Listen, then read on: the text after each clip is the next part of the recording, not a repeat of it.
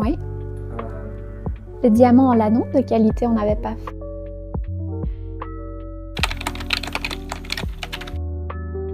Alors, pour les diamants naturels, il y a une classification qui s'établit. Ce sont les 4 C du diamant. Donc, c'est le carat, le clarity, la pureté, la couleur et puis le cut, donc en fait la taille du diamant. Quand on mixe ces 4 facteurs ensemble, on détermine la valeur d'une pierre.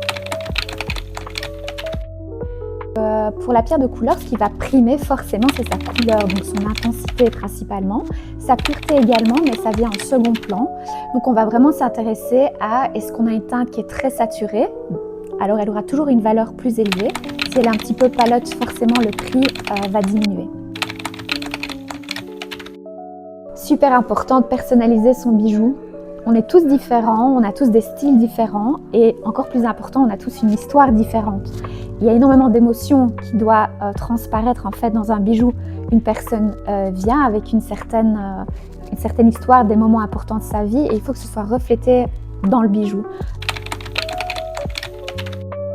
Je veux qu'elle se sente belle déjà, qu'elle soit fière du bijou qu'elle porte, donc qu'elle se dise voilà, je l'ai reçu à un moment clé de ma vie, ça reflète un moment très important et c'est synonyme de fierté.